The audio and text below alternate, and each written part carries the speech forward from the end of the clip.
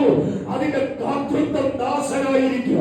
ഇന്ന് വരെ പരിശുദ്ധാത്മാവിന്റെ ഒരു നൂലിനെന്ന് പറയാ, രക്ഷിക്കപ്പെട്ടതായിരിക്കുക, സ്നാനപ്പെട്ടതായിരിക്കുക, അഭിഷേകം പ്രാപിച്ചതായിരിക്കുക, കൈയടിക്കുന്നുണ്ട്, അന്യഭാഷ പറയുന്നുണ്ട്, കൃത്യമായ ആരാധനയ്ക്ക് വരുന്നുണ്ട്, സ്വന്തകാഴ്ച ദശാംശം വഴിപാട് കൊടുക്കുന്നുണ്ട്.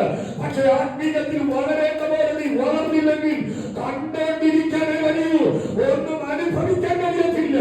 എന്നാൽ ഇന്ന് പകർക്കാറ് ദൈവം നിന്നെ തെരഞ്ഞെടുത്തത്, ദൈവം നിന്നെ വിളിച്ചു പറഞ്ഞിരിച്ചത് അവകാശങ്ങൾ കണ്ടോണ്ടിരിക്കാനല്ല, അവകാശങ്ങൾ പ്രാപിക്കാനാ, അവകാശങ്ങൾ അനുഭവിക്കാനാ, അതിന്റെ കർത്തൃത്വം നടത്താനാ.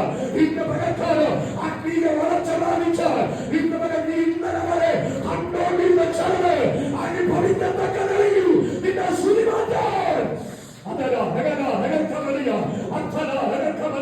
ഇന്നലെ നീ നോക്കിക്കണ്ട ചടവില്ലേ, ഇന്നലെ നീ നോക്കിക്കണ്ട ചില നന്മകളില്ലേ, അത് അനുഭവിക്കത്തക്ക നിലയിൽ, അത് പ്രാപിക്കത്തക്ക നിലയിൽ ഇന്ന് പകർത്താവ് നിന്നെ പ്രാപ്തരാക്കുന്ന ഒരു ആത്മാവിന്റെ ശക്തി.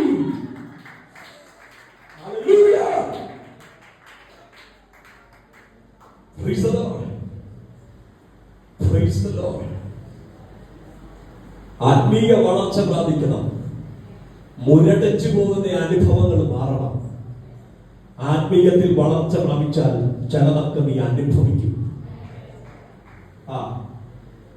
ചിലതൊക്കെ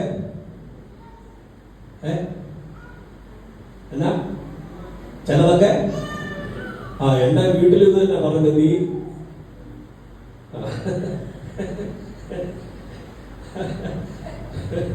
എന്റെ കെട്ടിയവർ ഇത് തന്നെ പറയുന്ന ഭാഷ അനുഭവിക്കുന്നുണ്ട്. എന്റെ മക്കൾ ഇത് തന്നെയാ പറയുന്നത്, നാട്ടുകാരെല്ലാം ഇത് തന്നെ പറയുന്നത് അനുഭവിക്കും. നിന്നെ നോക്കി നാട്ടുകാരെ അനുഭവിക്കുമെന്ന് പറയുമ്പോ ദൈവം അനുഭവിക്കുമെന്ന് പറയുന്നത് തിന്മയെല്ലാം നന്മ. ചിലതൊക്കെ അനുഭവിക്കാം, ചില നന്മകൾ അനുഭവിക്കാം, ചില വാഗ്ദത്തങ്ങൾ അനുഭവിക്കാം. ഇന്ന് പകൽ പരിശുദ്ധാത്മാവ് ചിലരെ തിരഞ്ഞെടുത്തുകൊണ്ടിരിക്കുകയാണ്. ചില അവകാശങ്ങളിലേക്ക്, ചില നന്മകളിലേക്ക്, ചില ദൈവിക പ്രവൃത്തിയിലേക്ക് ഈ ദിവസങ്ങളിൽ ദൈവം ചിലരെ അനുഭവിച്ചുകൊണ്ടിരിക്കുക.